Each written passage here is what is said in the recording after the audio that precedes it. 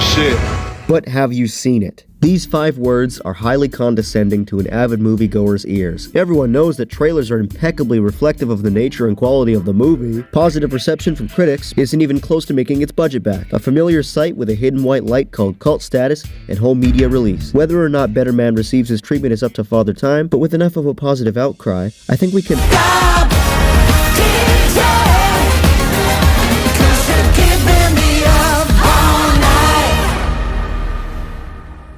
Who the hell is Robbie Williams? Wait, you mean Flubber? I too had no idea who Robbie was until this film came out.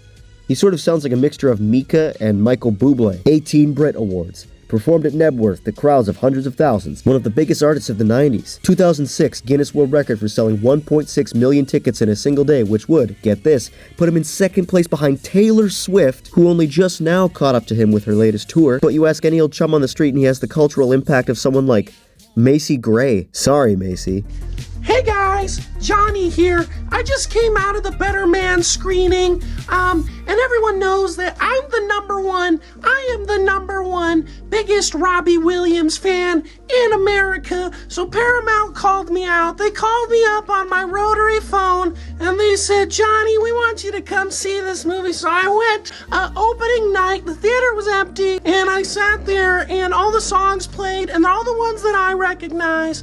Of course, a little backstory for those new to the channel is I became a Robbie Williams fan because he did the opening song to Johnny English. And, I like Rock DJ because he gets naked and rips his skin off. And very sexy video. He's in his underwear a lot. And, yeah, I don't know, just a great movie. And, it was really accurate.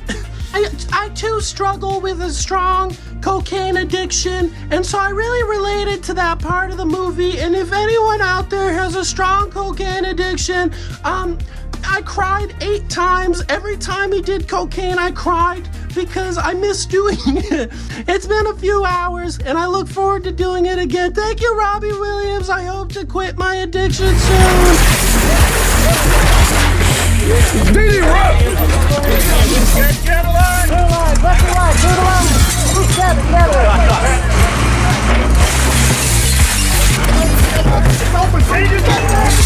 Well, in the United Kingdom, he's a huge deal. Confusingly, we Canadians are even neighbors with the Brits, but again, no word of Robbie here either. So it's not exactly the case that general audiences aren't hungry for something risky. Little allure is to be found for many folks in the idea of a valedictorian superfan experience about a guy who, for all they know, is a fake celebrity. Between Argyle, Madam Web, Fly Me to the Moon, Kraven the Hunter, and Red One, that trailer fits right at home in the post-Tropic Thunder mold of nihilism that punctures through the concept of parody. The soulless, money-grubbing, procedurally generated boredom boxcar running on desperation tanks to traverse through the confusing film trends desert abundant with creatures like Grindhouse Revival, musicals, sequels with far too big of a gap from their originals, Colleen Hoover, whatever this is.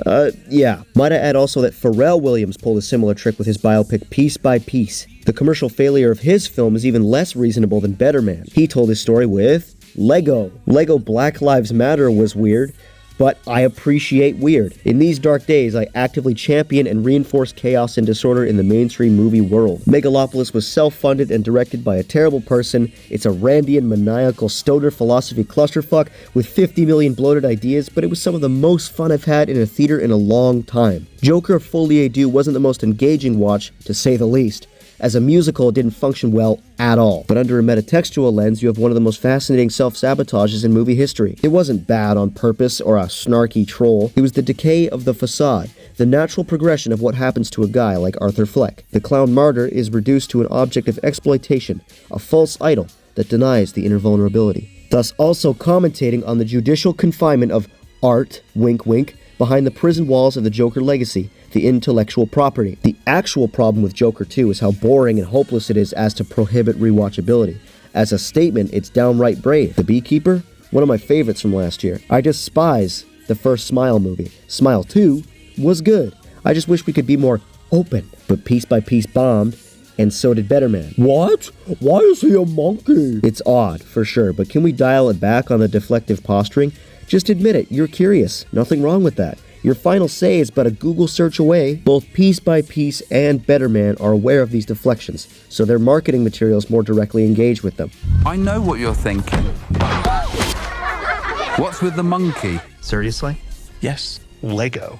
Just be open. Pharrell used Lego as a visually enamoring and creatively supple tool. Very simple. Robbie's digital ape getup is a symbol of the caged animal, the circus prop, and the shit-throwing primate. Again, very simple. These two stool softener remedies sadly didn't work, which I certainly hope doesn't mean it'll discontinue. It can't help that the prime month to see Better Man is January. When the machine has less faith in your box office returns, you are relegated to dump month because the new year starts up and nobody has time for your shit, monkey boy. But let's face it looks like every fucking month is dump month. Before I get too off course, here's the kicker.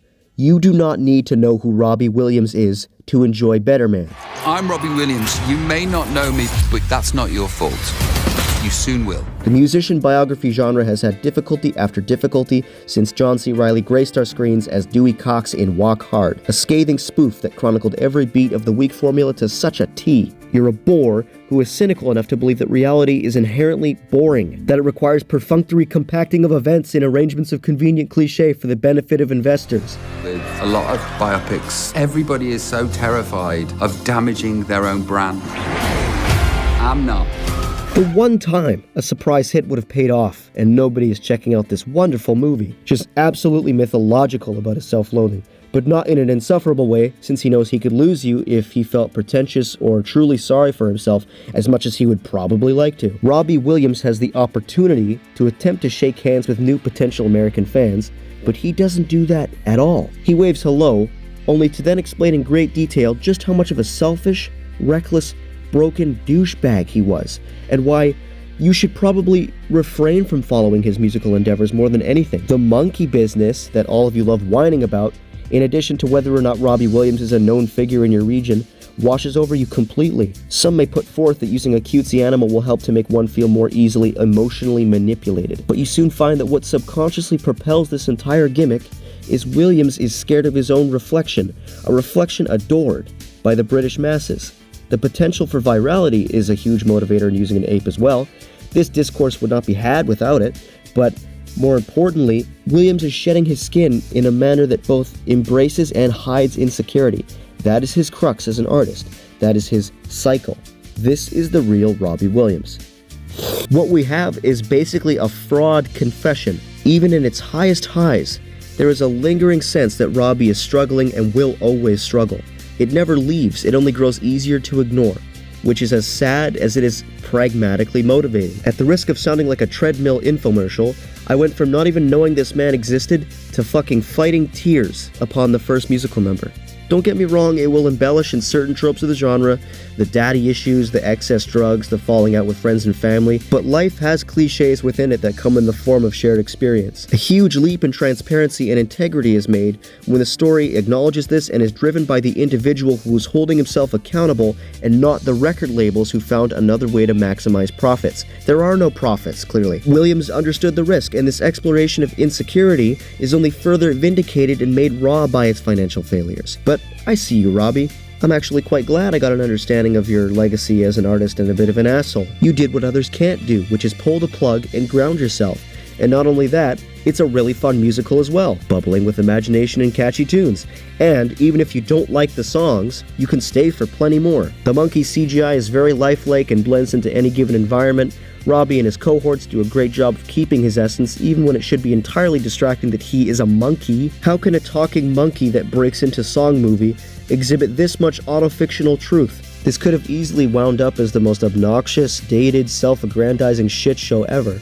And luckily, it is not that. So please, give it a shot, keep your mind nice and open, and stop slandering Better Man. Thanks. Why the movie? I'm loving angels instead. Why the fuck not?